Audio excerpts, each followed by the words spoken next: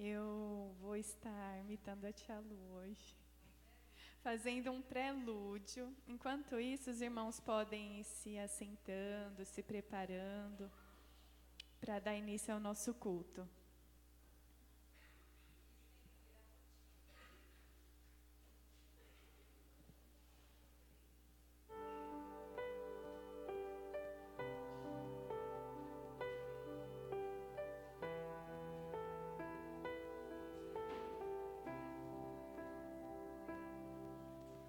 Jó, como pode ainda adorar se não tem motivos para cantar?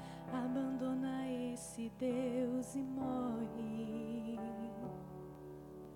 Mas não adoro pelo que ele faz, nem menos por bens materiais. Eu adoro pelo que ele é, eu sou dele, tudo é dele.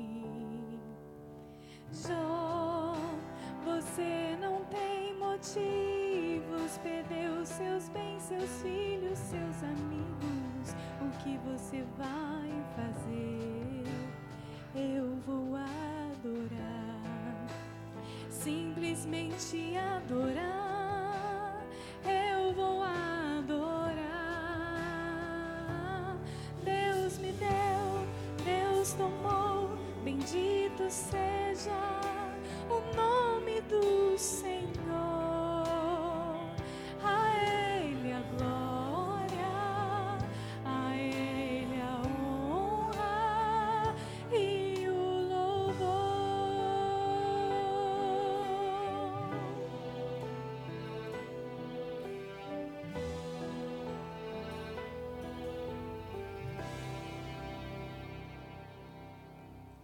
Jó, como pode ainda adorar se não tem motivos para cantar? Abandona esse Deus e morre. Mas não adoro pelo que ele faz, nem menos por bens materiais. Eu adoro pelo que ele é, eu sou dele, tudo é dele. Jó, você não tem motivos, perdeu seus bens, seus filhos, seus amigos. O que você vai fazer?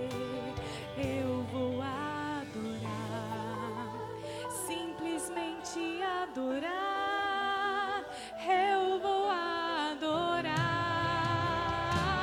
Deus me deu, Deus tomou, bendito seja o nome do Senhor. A Ele a glória, a Ele a honra e o louvor.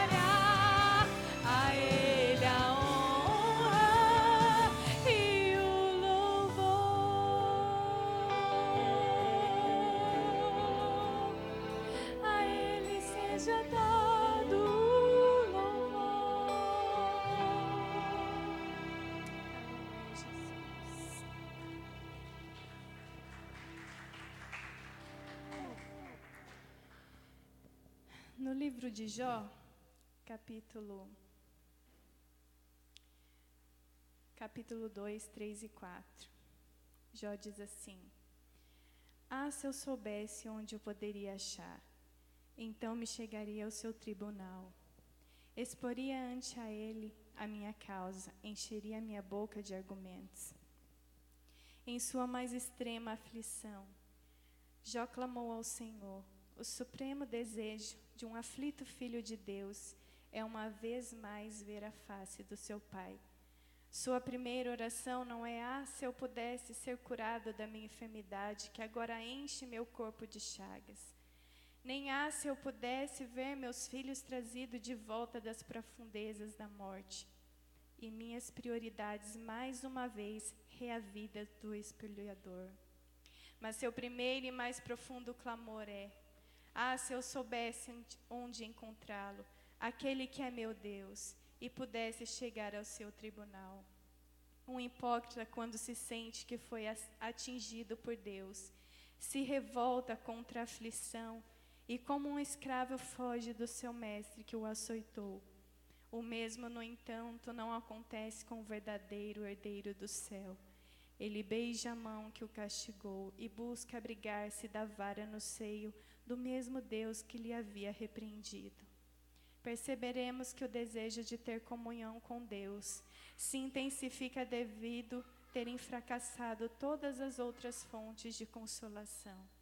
Bem-aventurado aquele cuja confiança está no Senhor e cuja esperança é o Senhor. Nos regozijaremos naquele cuja palavra é fiel e mais doce que o mel ou favo de mel. Oremos, igreja. Santíssimo Deus e amado Pai, queremos te agradecer, Senhor, por este momento único de estarmos aqui, Senhor, reunidos como teu corpo, ó Deus. Como igreja, Senhor, para aproveitar esse momento único, Deus, de nos desligarmos, Senhor, de todos os problemas, lutas, provações que cada um de nós aqui temos, Senhor.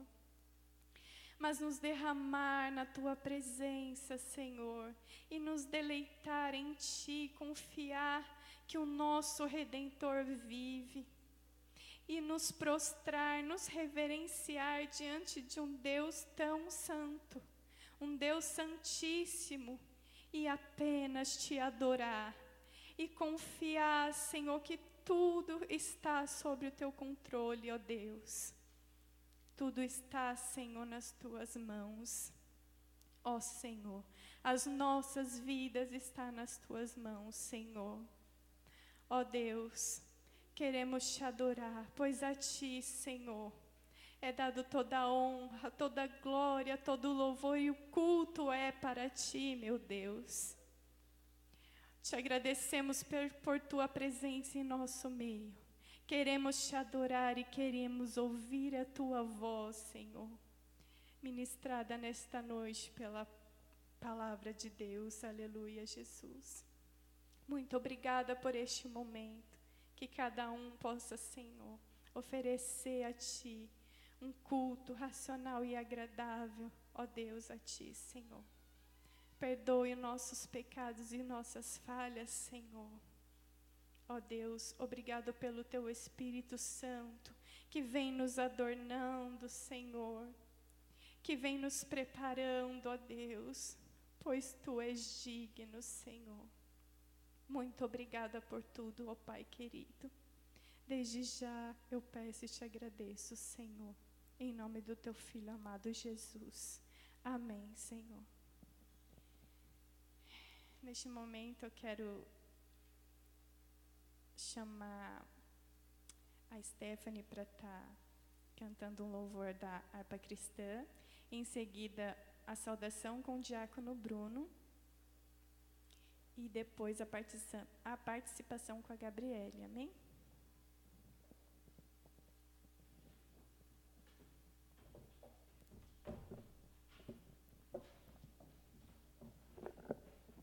Graça e paz, irmãos.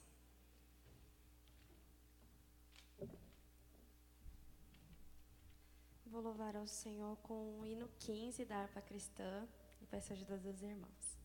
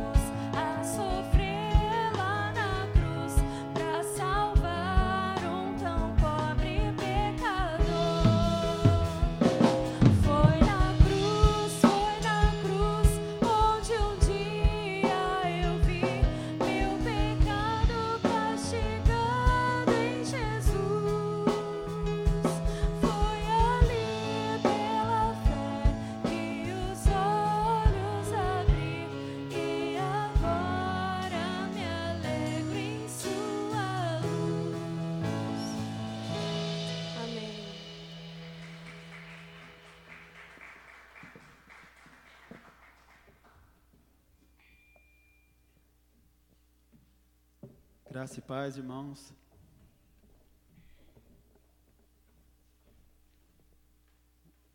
Vamos abrir nossas Bíblias em Salmos 115, onde na minha Bíblia traz um título: Honra somente a Deus.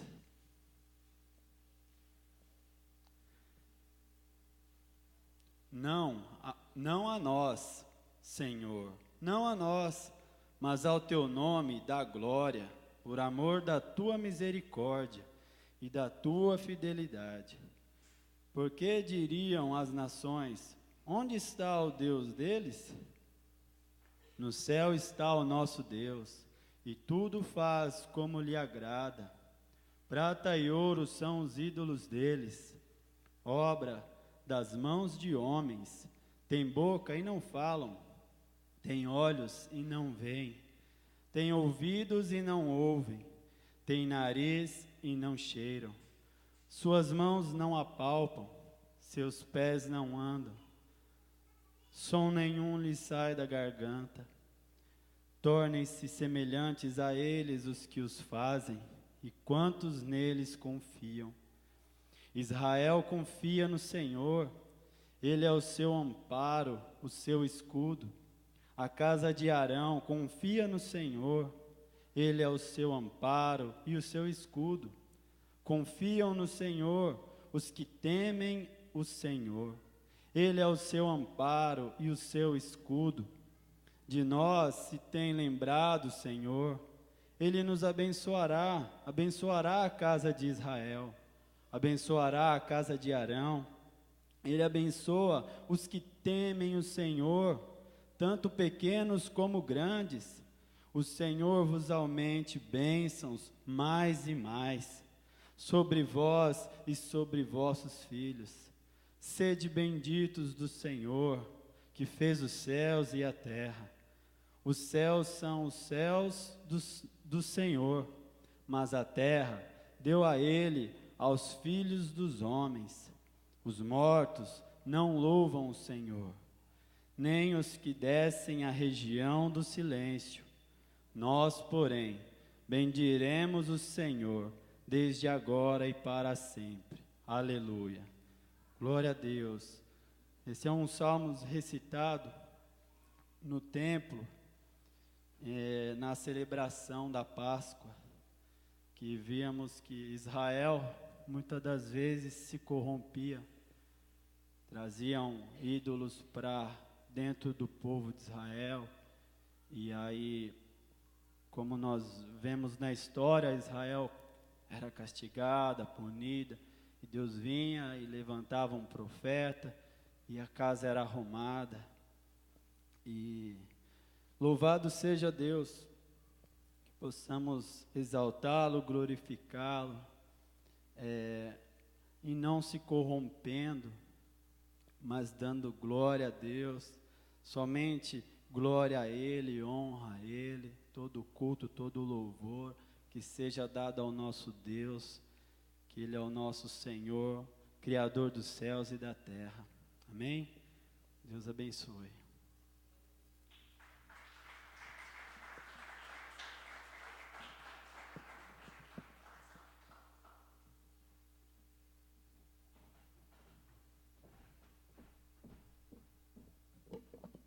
Graça e paz, irmãos. Gostaria de ler com os irmãos. Abra sua Bíblia em 1 Reis, capítulo 3.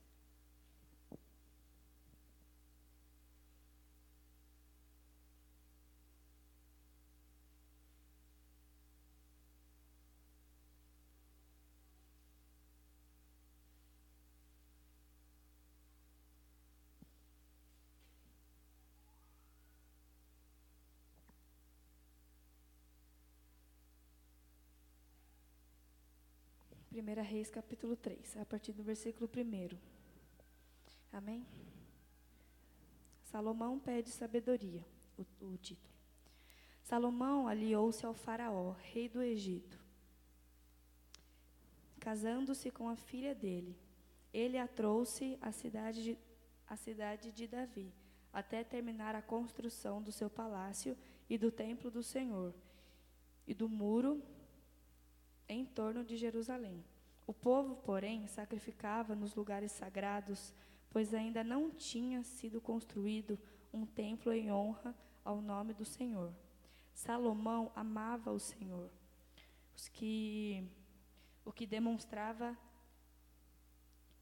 Salomão amava o Senhor, o que demonstrava andando de acordo com os decretos do seu pai Davi, mas oferecia sacrifícios e queimava incenso nos lugares sagrados. O rei Salomão foi a Gibeon para oferecer sacrifícios, pois ali ficava o principal lugar sagrado, e ofereceu naquele altar 1000 holocaustos. Em Gibeon, o Senhor apareceu a Salomão num sonho à noite, e lhe disse: Peça-me o que quiser e eu lhe darei. Salomão respondeu: Tu foste muito bondoso para com o teu servo, o meu pai Davi, pois ele foi fiel a ti e foi justo e reto de coração. Tu mantiveste grande bondade para com ele e lhe deste um filho que hoje se assenta no seu trono. Agora, Senhor meu Deus, fizeste o teu servo reinar em lugar de meu pai Davi. Mas eu não passo de um jovem e não sei o que fazer. Teu servo está aqui entre o povo que escolheste, um povo tão grande que nem se pode contar. Dá, pois, ao teu servo um coração cheio de discernimento, para governar o teu povo e capaz de distinguir entre o bem e o mal. Pois quem pode governar este teu grande povo? O pedido que Salomão fez agradou ao Senhor. Por isso Deus lhe disse: já que você pediu isso, e não uma vida longa, nem riquezas, nem pediu a morte dos seus inimigos, mas discernimento para ministrar a justiça, farei o que você pediu. Eu lhe darei um coração sábio e capaz de discernir, de modo que nunca houve, nem haverá, nem ninguém como você. Também lhe darei o que você não pediu, riquezas e fama, de forma que não haverá rei igual a você durante toda a sua vida. E se você andar nos meus caminhos e obedecer aos meus decretos e aos meus mandamentos, como seu pai Davi, eu prolongarei a sua vida.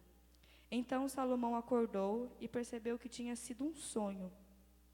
A seguir, voltou a Jerusalém, pôs-se perante a arca da aliança do Senhor, sacrificou holocaustos e apresentou ofertas de comunhão. Depois, ofereceu um banquete a toda a sua corte. Certo dia, 2 prostitutas compareceram diante do rei. Uma delas disse: Ah, meu senhor, esta mulher mora comigo na mesma casa. Eu dei à luz um filho e ela estava comigo na casa.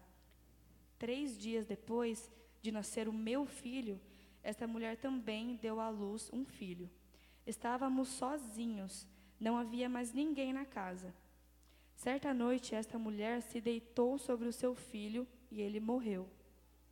Então ela se levantou no meio da noite e pegou o meu filho enquanto eu, tua serva, dormia, e o pôs ao seu lado. E pôs o filho dela morto ao meu lado. Ao levantar-me de madrugada para amamentar o meu filho, ele estava morto. Mas quando olhei bem para ele de manhã, vi que não era o filho que eu dera à luz. A outra mulher disse: Não, o que está vivo é meu filho, o morto é seu. Mas a primeira insistia: Não, o morto é seu, o vivo é meu. Assim elas discutiram diante do rei. O rei disse: Esta afirma: Meu filho está vivo e o seu filho está morto. Então, enquanto aquela diz: Não, seu filho está morto e o meu está vivo. Então o rei ordenou: Tragam-me uma espada. Trouxeram-lhe. Ele ordenou: Cortem a criança viva ao meio e deem metade a uma e metade a outra. A mãe do filho, que estava vivo, movida pela compaixão materna, clamou: Por favor, meu senhor, dê a criança viva a ela, não a mate. A outra, porém, disse: Não será nem minha, nem sua, cortem-na ao meio. Então o rei deu o seu veredito: Não matem a criança, deem-na à primeira mulher, ela é a mãe. Quando todo Israel ouviu o veredito do rei, passou a respeitá-lo profundamente, pois viu que a sabedoria de Deus estava nele para fazer justiça. Amém? E em Tiago, capítulo 1, a partir do versículo 5. Diz assim: Se algum de vocês tem falta de sabedoria, peça a Deus, que a todos dá livremente, de boa vontade, e lhe será concedida. Peça, porém, com fé, sem duvidar, pois aquele que duvida é semelhante à onda do mar, levada e agitada pelo vento. Não pense tal pessoa que receberá coisa alguma do Senhor, pois tem mente dividida e é instável em tudo o que faz. Amém? A palavra ela diz por ela mesma, então que possamos sempre estar diante do Senhor, pedindo sabedoria que Ele ia dar, pedir com fé. Amém. Obrigada. Agradeço a oportunidade.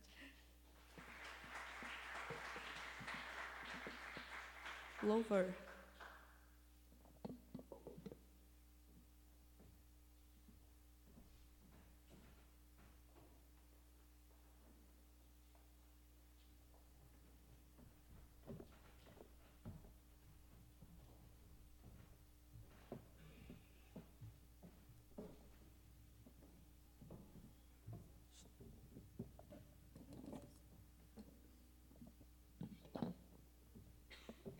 Graça e paz, irmãos. Convido a igreja a se colocar em pé para louvarmos juntos ao Senhor Jesus.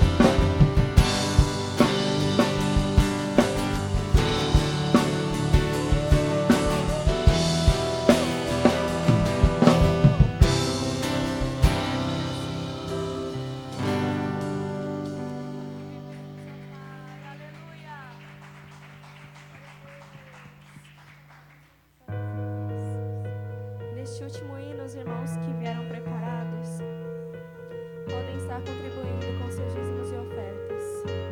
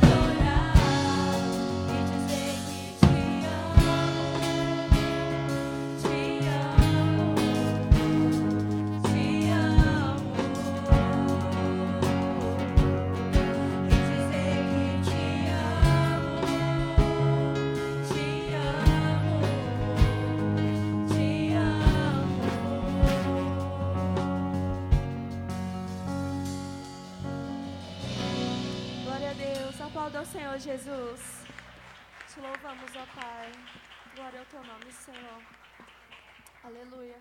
Amém. Os irmãos podem se assentar.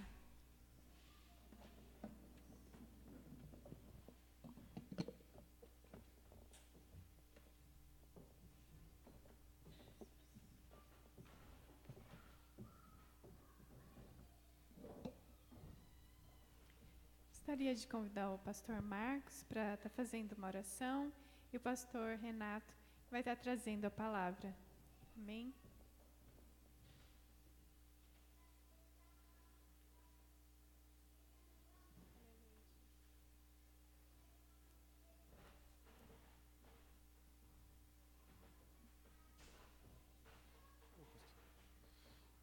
Graça e paz, irmãos.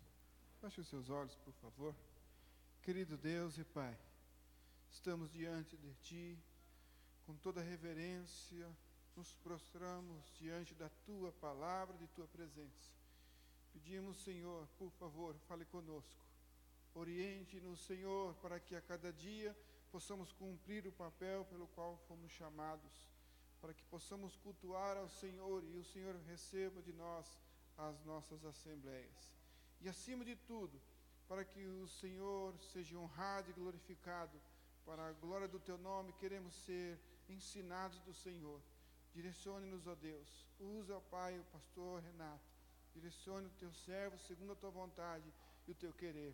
É isso que te pedimos, ó Pai, em nome de Jesus. Que Teu Espírito Santo traga a nós a iluminação da Tua palavra. Que o Senhor interprete, ó Deus, a nós os segredos contido nas Sagradas Escrituras. Precisamos de Ti, só o Senhor é Deus. Cremos em Ti, reverenciamos a Tua presença, a Tua glória, no nome do Senhor Jesus. Te pedimos, em nome de Jesus. Amém. Obrigado, pastor.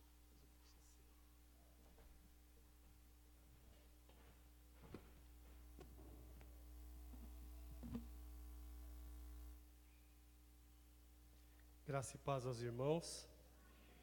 É um privilégio estar com os irmãos mais uma vez. A gente tem se comprometido a estar junto aqui com o pastor Marcos e a amada igreja mais ou menos uma vez por mês aí. Espero que tenha, de alguma forma, sido bênção para os irmãos. Para mim, sem dúvida, tem sido, tá bom? Estar com os irmãos é uma alegria e tem sido proveitoso para a minha vida espiritual, tá bom? Final de semana um pouco agitado, né? Temos aí eleições, já votamos, já fizemos a nossa parte. Daqui a pouquinho já começam a ser alguns números aí, mas aqui agora é a palavra de Deus que importa. E eu estou sozinho hoje, né? Geralmente eu venho acompanhado com a minha esposa, mas teve um retiro lá em Taubaté e ela foi, a gente fez questão que ela fosse e ela voltou um pouco assim, né? Voltou um pouco quebradinha, então a gente liberou ela hoje. Bom, meus irmãos, na última vez que eu estive aqui, nós falamos sobre o primeiro livro da Bíblia. Sobre o primeiro livro, não, um texto do primeiro livro da Bíblia. Hoje eu quero convidar os irmãos a estudarem e refletirem comigo sobre um texto do último livro. De Gênesis em outubro, de Gênesis em setembro, nós vamos para Apocalipse agora em outubro. Então eu quero convidá-los a, por gentileza, abrirem suas Bíblias no livro de Apocalipse, capítulo 3. A partir do verso 14.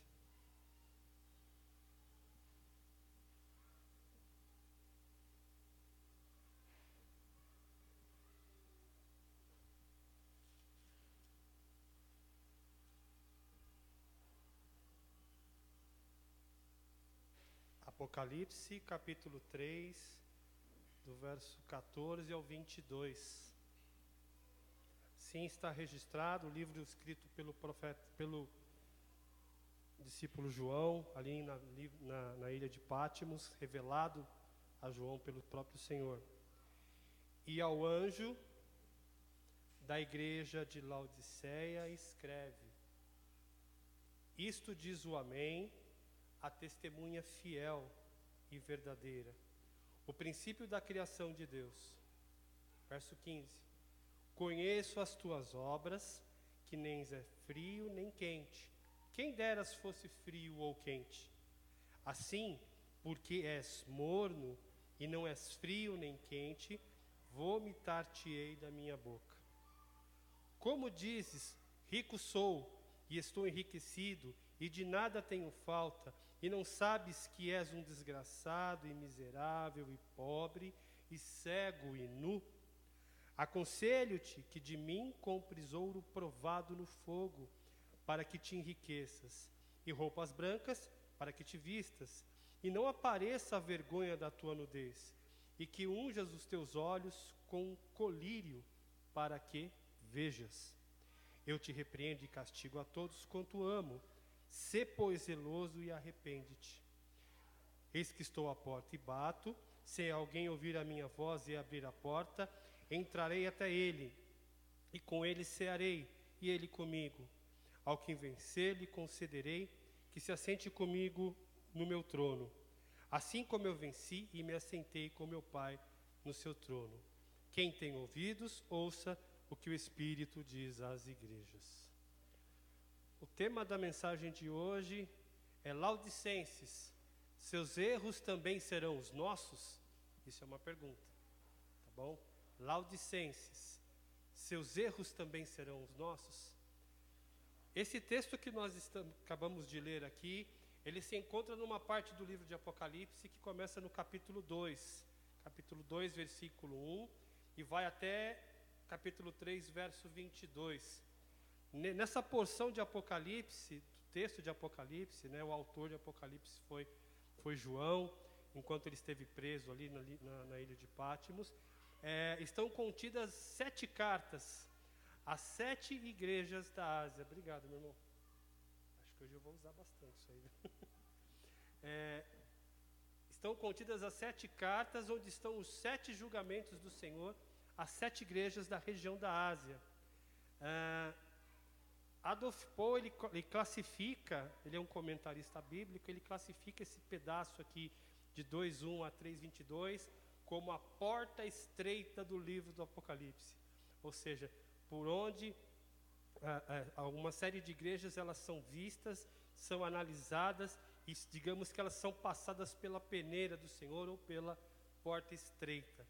Entre essas 7 igrejas que existiam na Ásia naquele tempo, Turquia, Irã, Iraque, atualmente, né, Turquia, Irã, Iraque, entre outras regiões, está a igreja da cidade de Laodiceia, que é aqui a igreja que nós lemos o texto aí, de 14 a 22 do capítulo 3. Essa cidade, Laodiceia, ela foi fundada por Antíoco, da Síria, e ela era uma cidade estratégica, era uma cidade que ela era importante justamente devido à sua localização. O grande forte dela era que ela ficava em meio a grandes rotas comerciais. Logo, né, ela era uma cidade rica, ela era uma cidade opulenta. Ela tinha um centro bancário e financeiro muito bem desenvolvido por causa do comércio. Também, como se não bastasse isso, também ela tinha uma forte indústria de tecidos, seda. Ela também era um importante, digamos, centro de produção de produtos médicos. Por quê? Ali se fabricava uma coisa chamada pó frígio, da Frígia, pó frígio. Para que servia isso? Servia para fabricar colírio. Então, não sei se vocês já conseguem pegar que algumas coisas do texto se fazem referência a essa questão dos tecidos, do colírio, do mercado financeiro abastado, riqueza. A gente vai conversar isso um pouquinho mais para frente. E nessa cidade rica, opulenta, uma cidade importante, numa região importante, havia ali uma comunidade de crentes, como nas outras igrejas ali da Ásia. E essa igreja, como as outras igrejas ali da Ásia, as outras 6, ela passa pelo crivo do Senhor.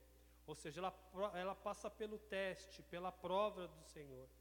E aqui o que acontece é que esse grupo de irmãos foi achado em falta. Foi achado, digamos que, numa posição não muito agradável.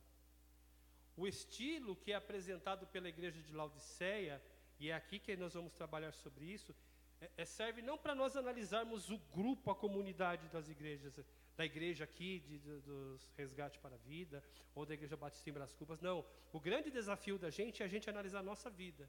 Porque além das 4 paredes, muito além disso, a igreja é cada um de vocês. É cada um dos crentes que fazem parte desse grupo. Então, o nosso desafio não é ficar pensando assim, a minha igreja está mais perto ou mais longe de Laodiceia. Não, o desafio aqui, cada um indivíduo fazendo parte do corpo de Cristo é se autoanalisar. A minha vida está mais perto ou mais longe de um membro da igreja de Laodiceia? Por isso que a gente até colocou aqui, né, os erros de Laodiceia, será que serão os nossos também? Então eu quero compartilhar com os irmãos nessa noite 4 detalhes desse texto, 4 características do texto e talvez até mesmo relacionado com as características da igreja de Laodiceia, para que a gente se confronte. E aquilo, acho que eu já falei isso aqui alguma vez. Não olhe para o irmão do lado, não olhe para o irmão da frente, nem para o irmão de trás, olhe para a sua vida. É dela que você dará conta diante do Senhor, tá bom? Então, 4 detalhes aplicáveis às nossas vidas, baseado no que o Senhor escreve em sua palavra para a igreja de Laodiceia. 4 detalhes que nosso desafio aqui é aplicarmos para os nossos dias atuais. Primeiro detalhe é o verso 14 e 15, o Senhor conhece as obras de Laodiceia. E ao anjo da igreja de Laodiceia, o anjo pastor, escreve, isto diz o Amém, a testemunha fiel e verdadeira, o princípio da criação de Deus. Verso 15, conheço as tuas obras, que nem és frio nem quente. Quem dera você fosse frio ou quente. Essa carta à igreja de Laodiceia, meus irmãos, ela tem uma característica peculiar. Ela é a carta mais severa das 7. Né? Tiatira, Éfeso, Pérgamo, de todas essas igrejas, inclusive Laodiceia é que recebe a palavra mais severa, mais dura. Uma outra característica, Jesus não faz nenhum elogio à igreja de Laodiceia. Ao líder daquela igreja, o próprio Senhor, e o próprio Senhor aqui, ele se qualifica como o Amém, a testemunha fiel e verdadeira, o princípio da criação, Jesus Cristo. O próprio Senhor Jesus Cristo, o Amém, a fiel e verdadeira testemunha, o princípio da criação, o que ele afirma? Conheço as tuas obras, que nem és frio nem quente. E ele ainda faz até quem deras você fosse frio ou quente, mas nem isso você é. Citando aí Paulo aos Romanos, capítulo 12, verso 11, nós temos a exortação do apóstolo dizendo, sede fervorosos no Espírito.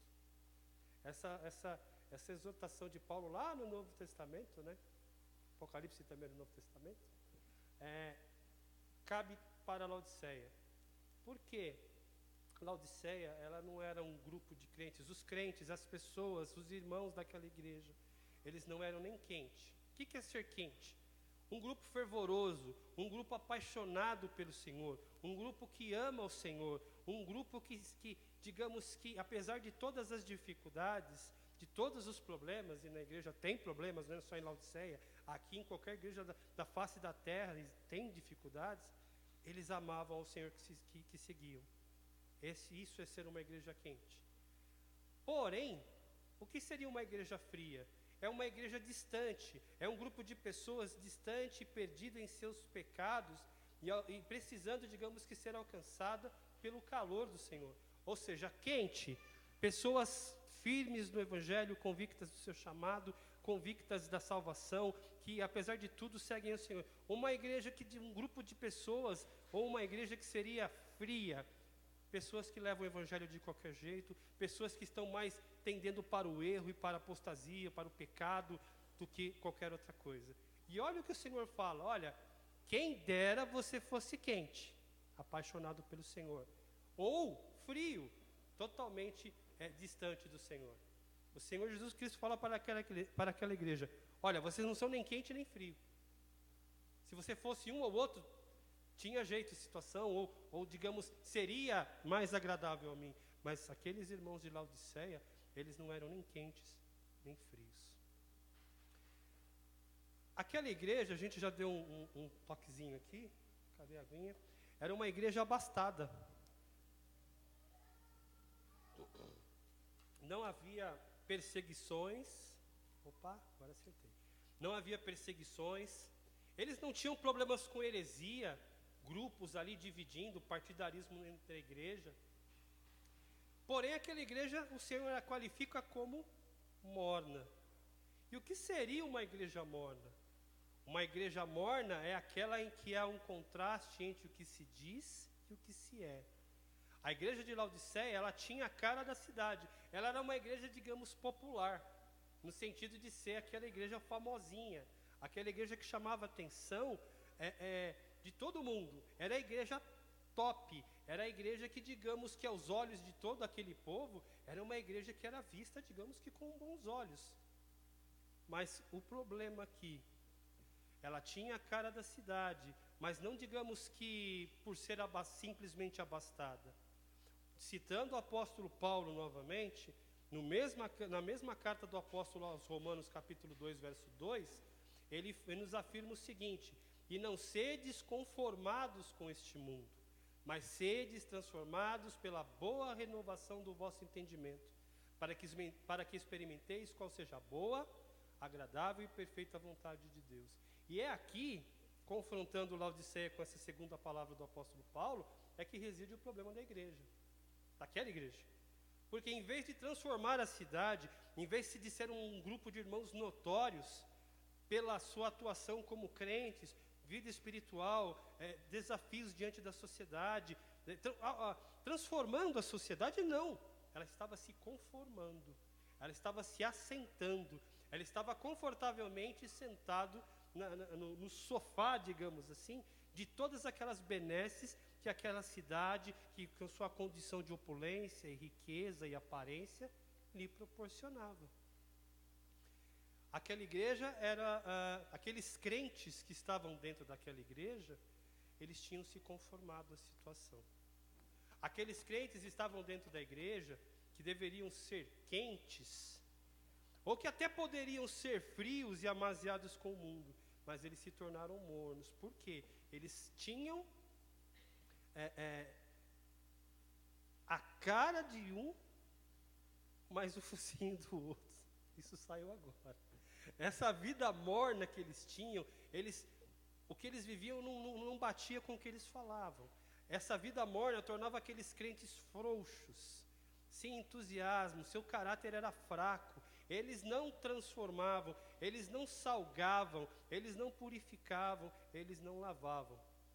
Eles estavam sempre prontos a se comprometer com o mundo. Eles eram descuidados, eles namoravam com o mundo.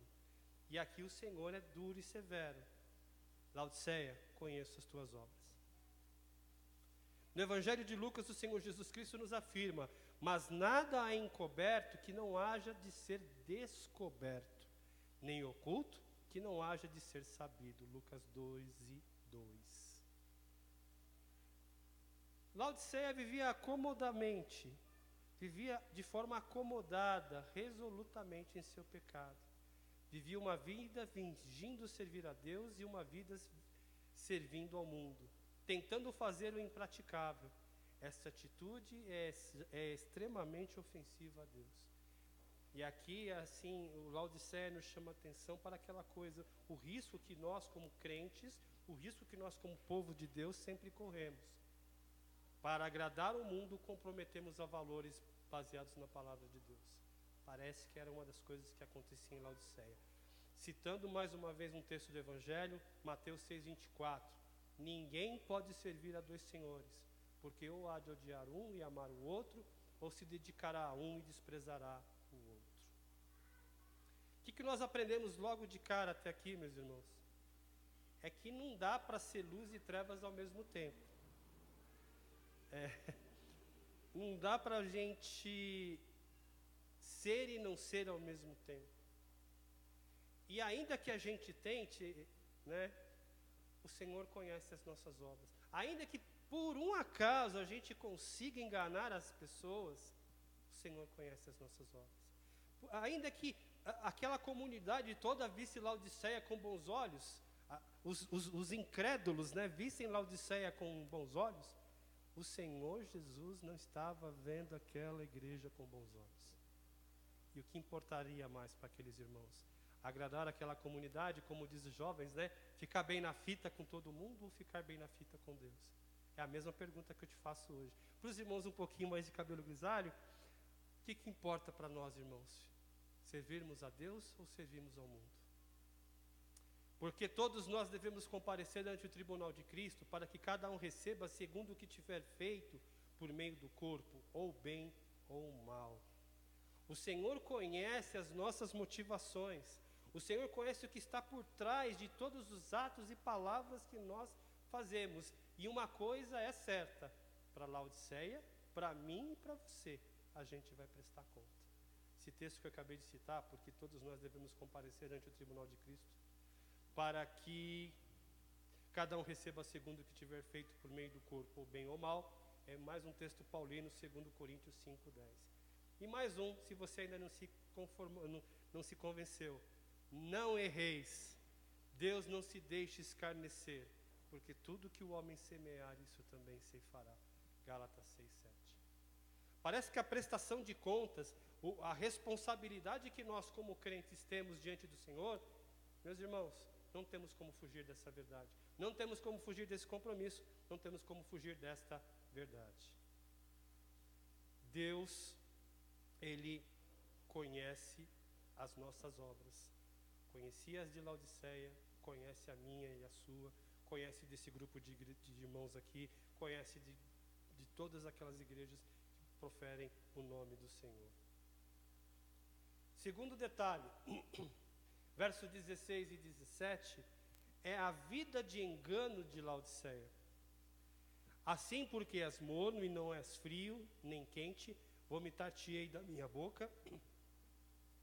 Como dizes, rico sou e estou enriquecido, e de nada tenho falta, e não sabes que és um desgraçado e miserável, e pobre, cego e nu. Primeira parte aqui, para a gente entender o que o Senhor Jesus Cristo está falando à igreja de Laodiceia, nós temos que um pouquinho nos atentar à geografia da cidade de Laodiceia. A região onde Laodiceia ficava, ela era formada por 3 cidades: Colossos, Hierápolis e Laodiceia. Em Colossos, ela era conhecida pelas fontes de águas frias. O que é isso? Águas frescas, águas boas para você tomar, que te refrigerava, que matava a tua sede, que eram águas de alta qualidade. Hierápolis era o contrário. Havia fontes do quê? De água quente, águas térmicas, né? Águas que com uso medicinal, digamos assim. O que acontecia? Em Hierápolis havia essas fontes de água quente. Só que em seu curso pelo Planalto, ela descia, ela ia se tornando morna. E nessa condição, ela chegava em Laodiceia. Ou seja, Laodiceia ela não tinha água nem quente, boa para a saúde, para tratamento medicinal, acho que talvez nem para cozinhar um ovo, mas também não tinha água fria, aquela água fresca, gostosa de tomar. Era uma água meio insonsa. Então o Senhor Jesus, ele pega, ao se revelar a Pedro, e revelar essa palavra a Pedro na ilha de Pátimos, ele usa justamente essa jogadinha da geografia para falar com aqueles irmãos e para se fazer claro para eles. Colossos, água fria, fresca. Hierápolis, água quente medicinal. E Laodiceia, água morna. Tanto as águas quentes de Hierápolis como as águas frias de Colossos eram terapêuticas, eram boas, mas as águas mornas de Laodiceia, elas eram intragáveis. E o Senhor Jesus compara a situação espiritual daqueles crentes com a situação das águas destas cidades. O que chama a atenção para a situação daquela igreja diante do próprio Senhor. E aqui a gente cita, né, um comentário de Fritz Heinecker, que ele diz que o contraste aqui é entre as águas quentes medicinais de Hierápolis e as águas frias, puras de Colossos. A mornidão da igreja em Laodiceia não estava oferecendo nem refrigério, nem refrigério para o cansaço espiritual, nem a cura para o doente espiritual. Era totalmente ineficaz e assim desagradável ao Senhor. Agora sim, que você pode fazer com água quente? Você pode fazer um café quente. Aí você toma. Tem gente que toma café quente ali, normal. É gostoso o café quente, né? Principalmente no frio. Com água fria, fresca, você faz um suco, faz uma limonada. Você toma ela pura. E com água morna? Café morno é gostoso? Suco morno, não existe isso. Você consegue cozinhar um ovo com água morna? Uma cenoura que é um pouquinho mais dura, você consegue fazer isso? Então você percebe a incompatibilidade do que o Senhor está dizendo para aquela igreja. Ó, você é morna, você é intragável, você não tem aplicação para nada. Nem para o suco frio, nem para o café quente. O que eu vou fazer? Vou te vomitar da minha boca. Imagina você morrendo de sede, o rapaziada mais jovem aí, né? Bate uma bola, tá lá correndo que nem um louco lá, 20, 30, 40 minutos. Eu não corro nem 2 minutos, mas tudo bem. E dá água, você chega se dá uma garrafa de água morna para você. O que você vai fazer? Vai jogar fora. E é isso que o Senhor está dizendo que vai fazer com Laodiceia. Vomitar-te-ei da minha boca. É duro isso. Quando a gente olha esse vomitar-te-ei da minha boca, a gente lembra lá dos profetas do Antigo Testamento. Amós, Obadias, mais um ou outro que me foge agora, que quando o Senhor, quando via os cultos daqueles irmãos daquela época, ele usa justamente esse termo.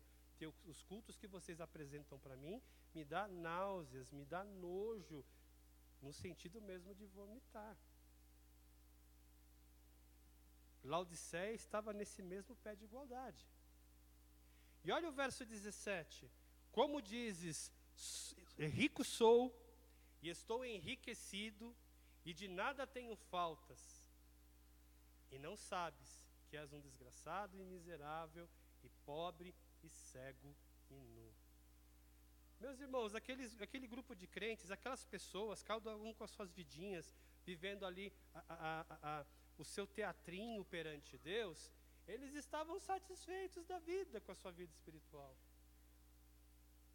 A gente é top, todo mundo gosta da gente, não tem um problema com ninguém, a gente se mistura no meio deles e está tudo legal.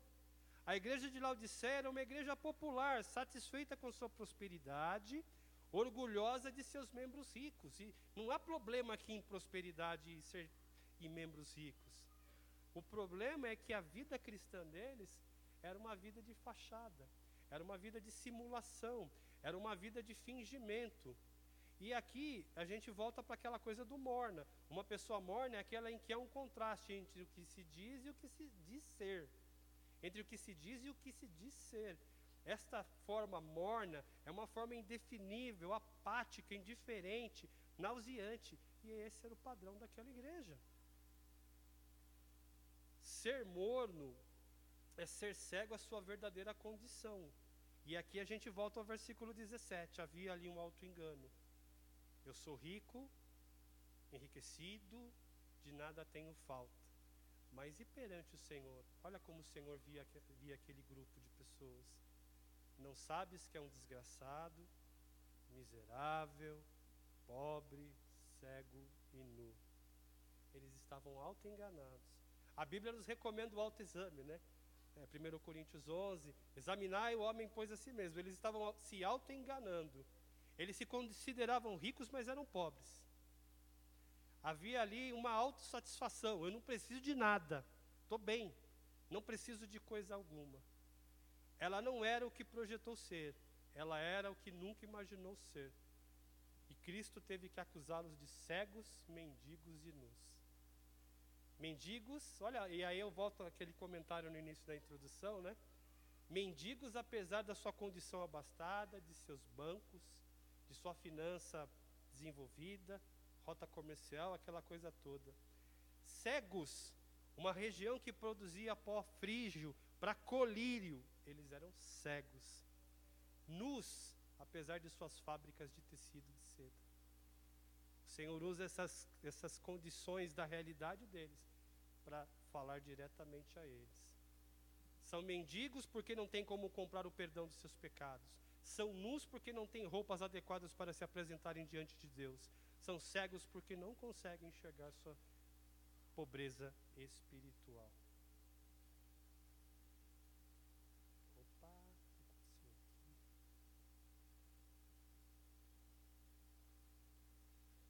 Meus irmãos, o Senhor nos fala, a mim, e espero que a você, a palavra corta para cá, corta para lá. Quer dizer, corta para lá e corta para cá. Não podemos viver uma vida de engano, nos enganando tal qual esses irmãos laodicenses. Você como crente, salvo e lavado e remido no sangue de Jesus, você não pode viver numa vida cômoda ou acomodada diante das realidades espirituais, diante dos desafios que a igreja como um todo tem como comunidade, diante dos desafios que você como crente individual tem. Você não pode ficar deitado em berço esplêndido. Tentei falar a letra do hino, fugiu. Em berço esplêndido, igual o hino nacional. Não! A vida do crente é vida de batalha, é vida de crescimento, é vida de mudança, de transformação, de glória em glória, de graça em graça.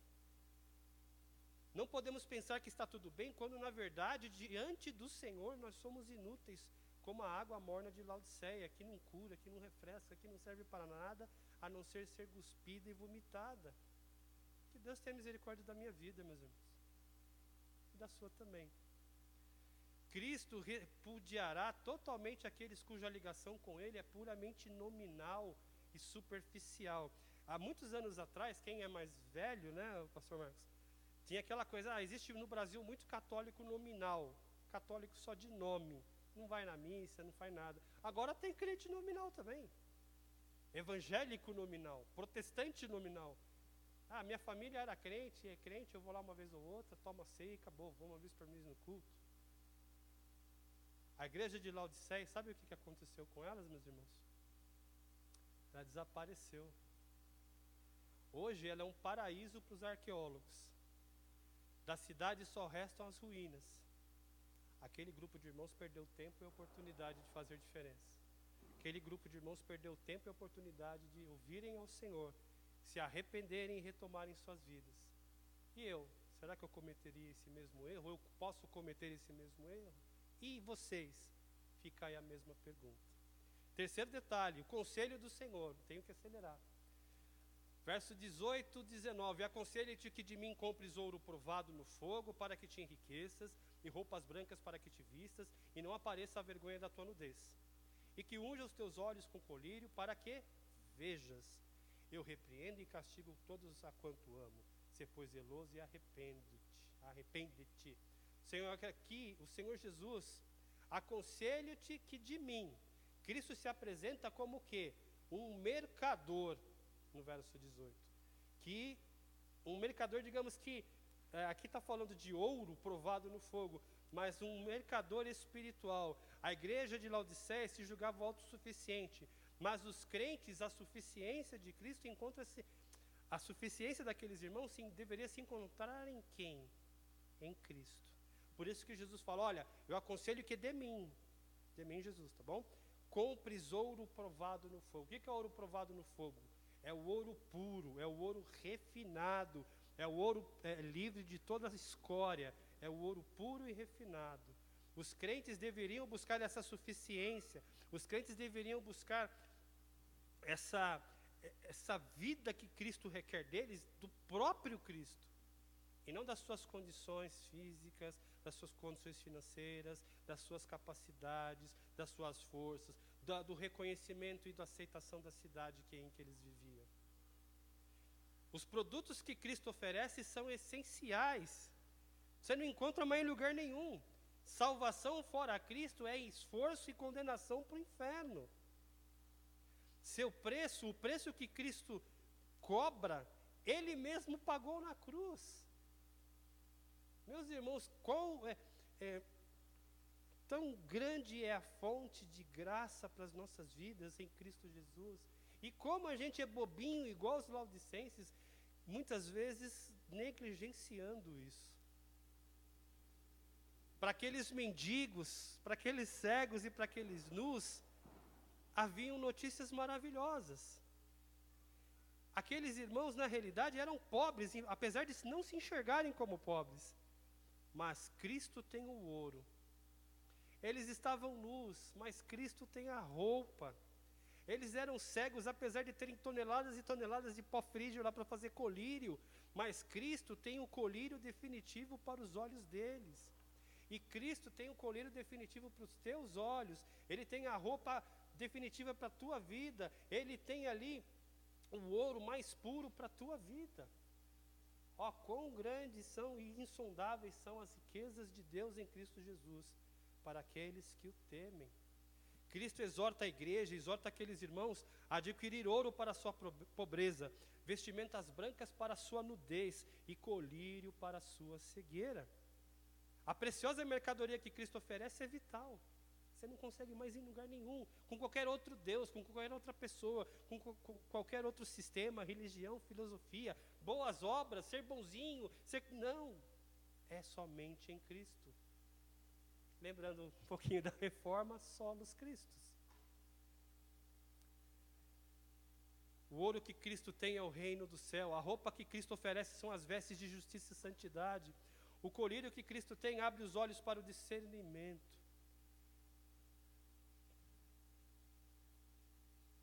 Cristo está nos chamando a uma nova realidade, ou está chamando aqueles irmãos a uma realidade de uma vida com Cristo. Ele está conclamando aqueles crentes a não confiar em seus bancos, em suas fábricas, em sua medicina. Ele os chama para si mesmo. E nessa noite, de repente, Cristo está te chamando para Ele mesmo, para que você confie nele, para que você deixe um pouco de olhar para o seu coração, que é enganoso, segundo o profeta Jeremias, no capítulo 16, verso 15, e comece a olhar para o Senhor. Só Cristo pode enriquecer a nossa pobreza, vestir a nossa nudez e curar a nossa cegueira. Verso 19, o Senhor fala essas palavras duras: você é pobre, você é cego, você é nu, vou te vomitar, você é um desgraçado, você é um inútil. Mas há esperança para a Laodiceia, há esperança para mim, há esperança para você. Verso 19, eu repreendo e castigo todos quanto amo, e o Senhor te ama, meu irmão. Sê, pois, zeloso e arrepende-te. Cristo muda a sua apresentação aqui. No verso 18, ele era um mercador de mercadorias preciosas, ouro, vestes, colírio. Agora não, Cristo muda a sua apresentação. Ele se mostra como um amigo que não desiste da igreja de Laodiceia. Você se acha um caso perdido, Cristo não desiste de você. Amém. Apesar de sua condição, da condição da igreja de Laodiceia, daqueles crentes, daquelas famílias, daqueles líderes, daqueles irmãos, ele os ama. E antes de revelar o seu juízo, vou vomitar vocês da minha boca, ele demonstra que se importa com a igreja através do quê? Ele repreende. Eis que repreendo e disciplino a quem amo. A repreensão do Senhor, por mais dura que seja, e aqui é duro. A pessoa que fala, eu tenho nojo de você, eu tenho vontade de vomitar você da minha boca. Não é um negócio muito agradável de ouvir. E isso vindo do próprio Senhor, o Senhor busca, através dessa dureza de palavras, e usando ali a realidade deles, a gente comentou isso um pouquinho, a levá-los a uma mudança de vida. Arrepender-se para Laodiceia, e talvez para mim e para você, signifique dar as costas a uma vida cristã de aparência, de faz de conta, de mornidão.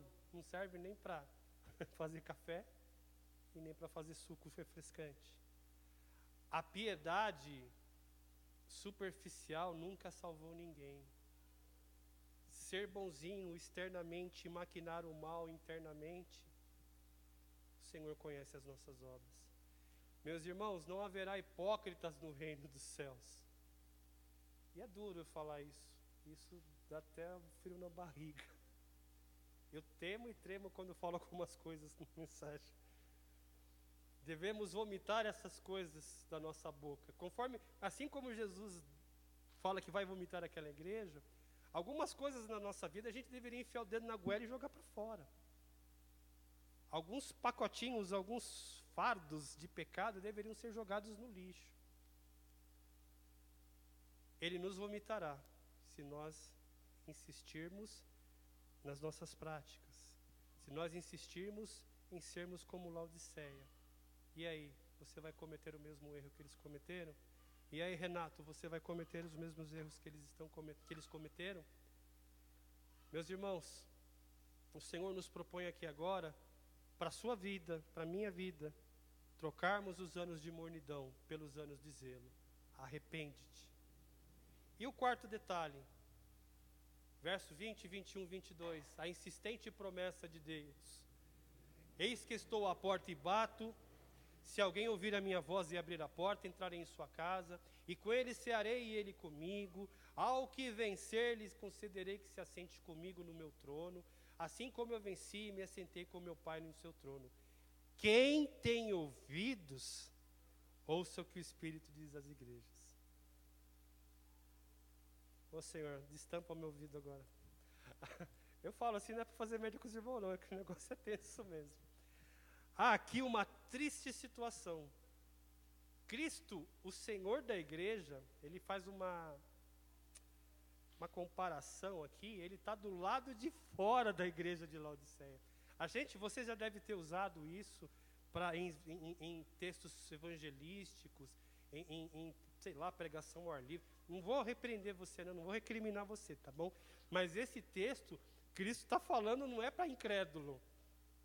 Ele está falando para os laodicenses. A igreja, ele está do lado de fora, e a igreja, ele está dizendo que a igreja não tem comunhão com ele, e ele faz um apelo pessoal. A ideia é mais ou menos assim. Na antiguidade havia duas maneiras de você entrar numa casa. Quem já viu filmes assim meio medievais, antigos, havia aquelas argolonas pesadas, argola, né? De metal. Então a pessoa chegava, pegava aquele pof, pof, pof. Ele batia com aquela argola na porta de madeira e a pessoa ouvia. Ou então a pessoa parava em frente da casa e gritava em voz alta. Isso é uma coisa talvez mais comum aí pra gente. Você já deve ter feito isso alguma vez. Quando ele deseja entrar, ele está usando essa metáfora, ele deseja entrar urgentemente, é como se ele estivesse batendo na argola e chamando em voz alta. Ele está fazendo isso com Laodiceia. Ele está sendo até meio, eu não posso dizer isso, mas nos nossos dias aqui, talvez para a gente, soaria até como uma certa falta de educação. Você está desesperado, está batendo na argola e gritando, atende eu. É isso que Jesus demonstra aqui. Tal qual para a Laodiceia, Jesus Cristo mostra a necessidade de uma decisão pessoal. Cristo, ele revela a sua insistência. Ele diz, eis, estou à porta e bato. Ele está gritando e batendo. E de que maneira ele bate? De que maneira ele está batendo na sua vida agora? De que maneira ele está batendo na minha vida agora? De que maneira ele está gritando agora? Através desse sermão, se for isso, glória a Deus. De um hino que foi cantado pela equipe, de um hineto. Como Deus está batendo e gritando na tua vida? É o desafio. Não para Deus, para a gente. Vai lá e abre. Um incidente, uma doença, uma situação crítica. Meus irmãos, precisamos ouvir a voz de Jesus Cristo. O convite é para um relacionamento pessoal com Ele. É um convite para cear, e aqui a metáfora muda um pouquinho, não é mais de alguém batendo a porta desesperado. É um convite para cear. Este convite de vir e cear com Ele é uma honra demasiada. Jesus, Ele convida você para cear. Isso lembra um hino de cantor cristão ou harpa, né? Vem cear, o mestre chama, vem cear, né? Ele deseja, e quando ele fala que ele quer cear com você, ele deseja participar da sua vida, ele deseja ter comunhão com você, ele deseja, digamos que participar da nossa humilde mesa e cear conosco de forma tão admirável que ultrapassa a nossa compreensão finita. É como se fosse um grande rei. Imagina a rainha da Inglaterra, aquela senhorinha com o chapeuzinho, lá, cabelinho, tudo encaracoladinho, branquinho. E de repente, do nada, ela bate na sua porta. Não que ela tenha o mesmo nível de Cristo, tá bom? Só uma comparação. E ela bate na sua porta, eu vim almoçar com você. E você lá com aquele ovo frito, tudo engordurado, aquele arroz de ontem à noite, tudo queimado, para oferecer para a rainha. E ela vem, ela se senta na sua mesa, come o ovo engordurado, o arroz queimado, o feijão salgado e lambe os beiços. É mais ou menos isso que Cristo faz com a gente. Quando Ele deixa o resplendor da sua glória, Ele encarna, Ele se torna um homem, 100% homem, ainda que 100% Deus, e vive, e é afligido, e habita entre nós. O hóspede se transforma num anfitrião. Nós não somos dignos que Ele fique debaixo de nosso teto. Ele bate, grita, Ele quer cear conosco, Ele vem e senta-se à mesa conosco. Esse é o Deus que a gente serve. Esse é o Cristo Jesus, Filho de Deus, 100% homem, 100% Deus. O próprio Deus em eternidade, em existência, em poder, em glória, em majestade. E a gente fica bobeando, andando de bobinho, igual os irmãos de Laodiceia. Verso 21, ao que vencer, lhe considerei que se assente comigo. Ele vem e come o ovo frito engordurado com a gente, mas no verso 21 ele fala, olha, ao que vencer, ao que perseverar, eu lhe concederei o quê? Agora a coisa inverte. Que se assente comigo no meu trono, e no trono do Senhor não é ovo frito engordurado. Assim como eu venci e me assentei com meu Pai no seu trono. Esta insistente promessa é um convite para que para você, se assente com Ele em seu trono. Olha só, aquele que é o Amém, aquele que é a testemunha fiel e verdadeira, aquele que é o princípio da criação, a gente viu isso no verso 14, ele tem poder para conduzir os vencedores ao seu trono de glória. Verso 21 e 22. Cada uma das 7 igrejas, meus irmãos, terminou com uma promessa aos vencedores. E quem são esses vencedores? Esses vencedores são os verdadeiros crentes, que confiaram em Cristo.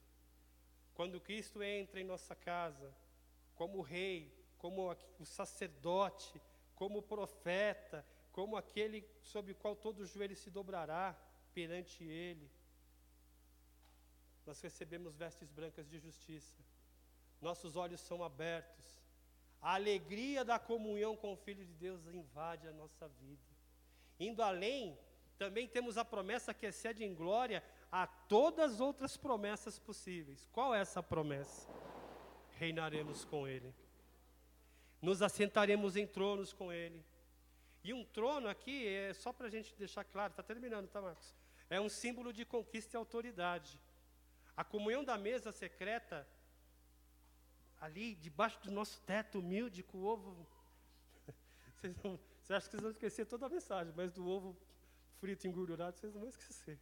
A comunhão da nossa mesa secreta é transformada, aquela humildade da nossa vida, aquele ovo gorduroso, aquele arroz queimado, que comemos ali na humildade da nossa vida, vai ser transformada em uma comunhão eterna, definitiva, pública, porque estaremos ao lado dele, diante do Senhor Deus. Como Cristo participa do trono do Pai, também participaremos do trono de Cristo, como co-herdeiros em Cristo Jesus, como adotados em Cristo Jesus. Quando abrimos, ou quando o Senhor entra, aqui eu estou meio bambiano, né, meio arminiano, meio calvinista, quando eu abro, ele entra. Recebemos a promessa de entrar na casa do Pai. Quando Cristo entra em nossa vida, Ele senta à nossa mesa, Ele ceia conosco, a promessa de que sentaremos com Ele em seu trono. Essas promessas são para aqueles que não titubearem entre dois mundos, e ficar no meio das duas águas, nem a quente nem a fria, mas ser morno. Para aqueles que não se submetem a viver duas vidas, duas caras, vida de aparência. E nessa noite, a gente é exortado a olhar para a situação de Laodiceia, com extrema atenção, examinarmos a nossa própria vida. O Espírito diz: quem tem ouvidos, ouça. Hoje, como está a sua vida? Nessa noite, como o Senhor nos encontra nesse momento? Será que os erros de Laodiceia não podem ser os nossos erros também? Que o Senhor não nos ache morno, que o Senhor não nos ache autoconfiantes, autoenganados, para que nós não venhamos a ser vomitados de sua boca. Eu vou terminar, eu já estou estourado no tempo. Feche seus olhos, não vou terminar o culto, vou passar a palavra para o pastor Marcos, tá bom? Senhor, tem misericórdia das nossas vidas. Ajuda-nos, ó Pai, a não andarmos pelas nossas próprias visões, a não andarmos pelos nossos próprios pensamentos, a não acharmos que somos o que realmente não somos, mas que antes possamos ser pesados e passados pelo crivo da Tua palavra. A Tua verdade é a palavra, a Tua revelação é a palavra. Então, ó Deus, nos ajuda, mediante o Teu Espírito, a nos conformarmos à Tua vontade revelada. Nos ajuda, Senhor, a sairmos do auto-engano. Nos ajuda, Senhor, a olharmos com olhos de necessitado, com olhos de mendigo, de cego, de nu, de pobre, para o Senhor, que é fonte de toda riqueza, fonte de toda graça, fonte de toda misericórdia e amor. Ó Pai, trabalha na minha vida, trabalha na vida dos meus irmãos, conforme a Tua vontade, para que nós possamos andar dignamente neste mundo enquanto aqui estivermos. É o que eu te peço, Pai, para mim e para os meus irmãos aqui, em nome de Jesus Cristo. Amém. Meus irmãos, Deus os abençoe.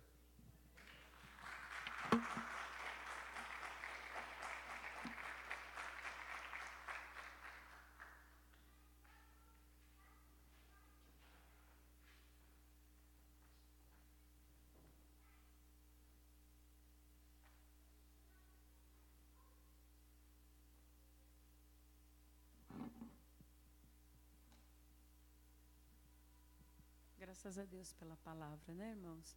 Yara, vem aqui na frente um pouquinho, por favor.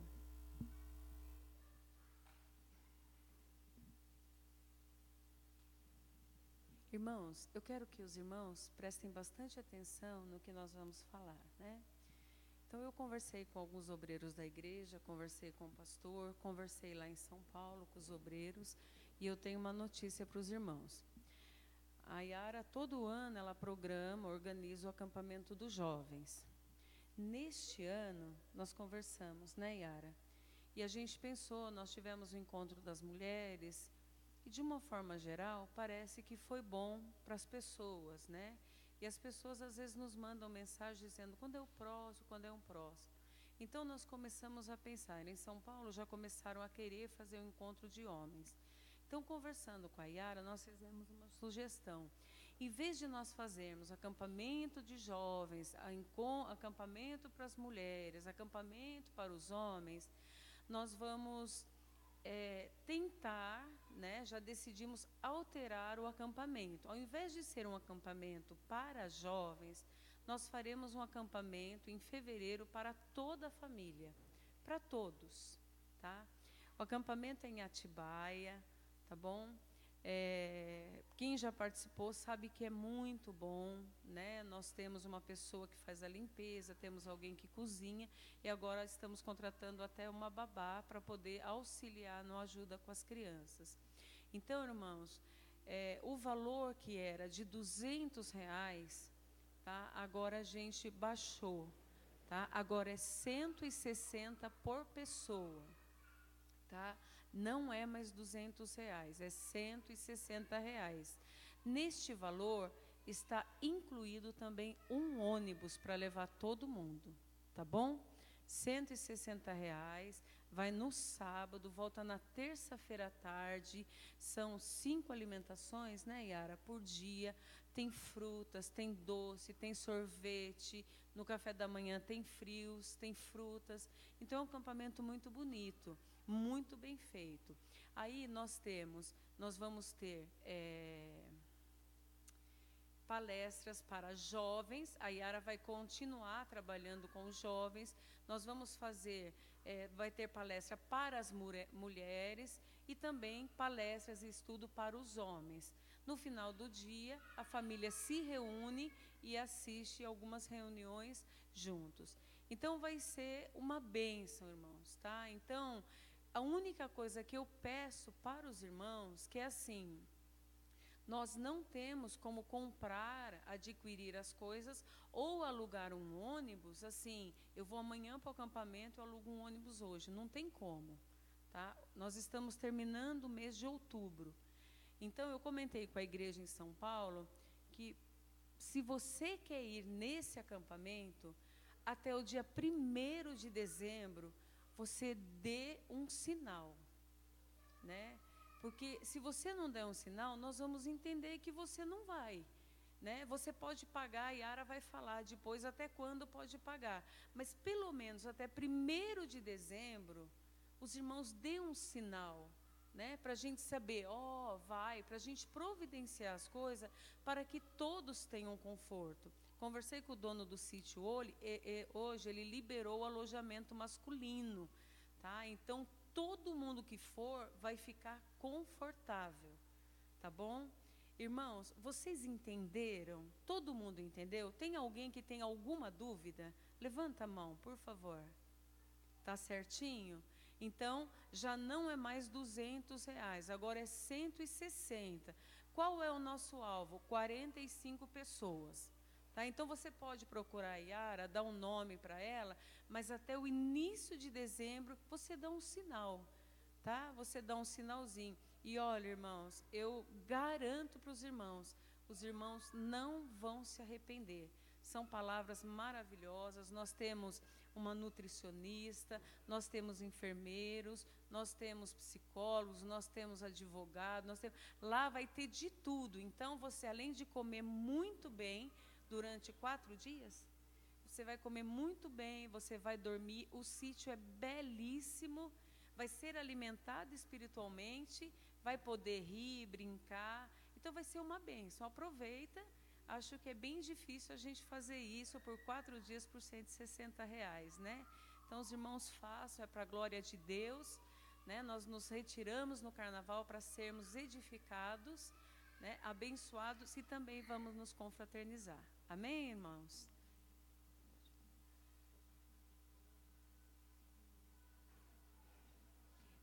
Isso é verdade. A Yara está falando que para a gente manter o valor de R$160, nós precisamos de 45 pessoas.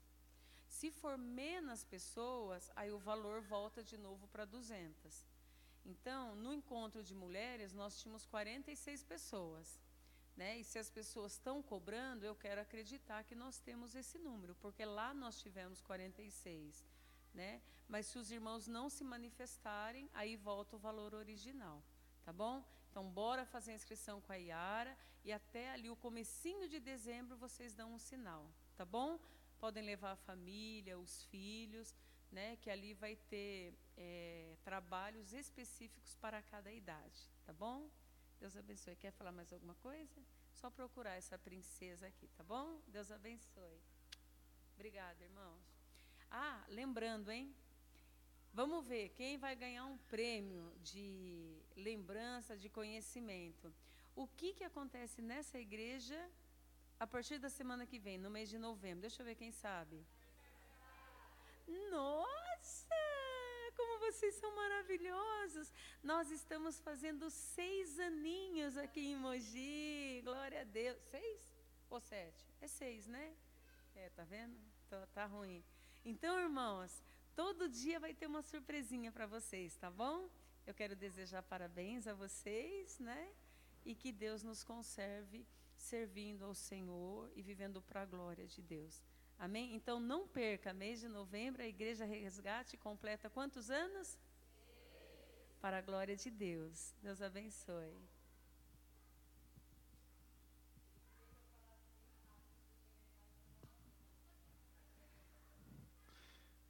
Ok, então, irmãos, um sinal não é isso aqui, tá? Sinal é dinheiro, ela falou. E a gente achou por bem, em São Paulo, que R$60 era um bom sinal. É até que data? 1º de dezembro, né? Porque aí a gente a gente já consegue saber quantas pessoas vão. E olha, eu diria para você o seguinte: se você quer economizar dinheiro nesses 4 dias, vai com a gente. Porque R$160 para comer, beber e dormir, e se divertir, e ainda tem piscina, tem tudo, e vai com o quê? De ônibus. Então, R$160 por pessoa para participar de tudo isso, você vai economizar nesses dias. Se você ficar em casa, você vai gastar mais. Quase certeza disso, né? Amém? Graças a Deus, né? Irmãos, ouvimos então a mensagem do Senhor. O último versículo diz assim: quem tem ouvidos, ouça o que o Espírito diz às igrejas. Nós estamos terminando o curso da Tulip nas quartas-feiras, né? E John Piper disse, né, esse texto, que Deus bate a porta e é eu que abro. O problema não é quem abre, é porque que alguns abrem e outros não abrem. O texto ele falou: quem tem ouvido, ouça o que o Espírito diz à igreja. Então o Senhor está batendo, esta mensagem é para nós. Se você não ouviu a mensagem, então você precisa subir mais um degrau. Peça que Ele te dê ouvidos. Entende? Mas nós precisamos da mensagem do Senhor, né? Porque ela realmente direciona as nossas vidas. E eu tenho o mesmo sentimento, pastor Renato. Eu prego e diz assim: se eu tiver um dia lá diante de Deus, Ele falar, inclusive você falou isso, né? Então, ela realmente vem primeiro para a gente. E isso é muito forte. Não temos desculpas, né? Então, inclusive, Spurgeon disse, né? Spurgeon relata sobre um que ouviu a sua mensagem, quando diz sobre pecados ocultos. E aquele ouvinte tinha 9.000 pessoas. Ele disse: pastor Charles Hard Spurgeon, hoje, ao ouvir essa mensagem, naquele dia, nenhum de nós teremos desculpas dizer que não ouvimos a mensagem do Senhor. Coloque de pé, irmãos. Muito obrigado pela presença de todos. Obrigado, pastor Renato. Que o Senhor possa direcionar as nossas vidas. Oremos, então, irmãos, uns pelos outros. Que Deus possa dirigir a vida de cada um. Que Deus abençoe a cada um nesta noite. Pai, muito obrigado, Senhor, por Tua palavra. Obrigado por Tua presença no nosso meio. Obrigado por dirigir as nossas vidas. Obrigado por nos instruir, Senhor. Pois é a Tua palavra que nos faz cantar. É a Tua palavra que nos faz tocar. É a Tua palavra que nos faz adorar ao Senhor.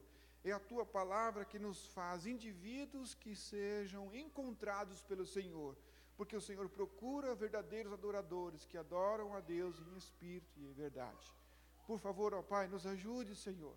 Queremos Te servir, bendizer o Teu santo nome, Te adorar, Te louvar e entregar as nossas vidas sem reservas ao Senhor. Por favor, ó Pai, nos ajude. Obrigado por tudo, Senhor. Por favor, direcione-nos, conduz-nos em paz e em segurança para nossos lares. Obrigado pelo pão de cada dia, obrigado pela saúde, obrigado, Senhor, pelo livramento. Senhor, protege o Teu povo, Pai. Ó Senhor, há entre nós aqui pessoas que estão com muitas dificuldades, há pessoas que estão tristes, há pessoas, ó Pai, que perderam os seus entes queridos nessa semana. Pai, direcione estas vidas, que o Senhor console o seu coração, que o Teu Espírito Santo, ó Pai, traga um bálsamo, ó Deus, a estas vidas, que o Senhor possa, ó Pai, trazer no coração dos nossos irmãos a alegria da presença do Teu Espírito Santo, que possam, ó Pai, viver em Tua presença, que nesses momentos de dificuldade, nesse deserto, o Senhor seja a companhia de cada um de nós, e principalmente desses, ó Pai, que precisam de um alento, de um carinho, de um colo específico. Obrigado, ó Pai. Graças Te damos por tudo. Que o amor de Deus Pai, a graça do nosso Senhor e Salvador Jesus Cristo e a consolação do Espírito Santo seja com toda a igreja, hoje e amanhã e sempre. Todo o povo de Deus possa dizer amém? Amém, irmãos. Deus abençoe.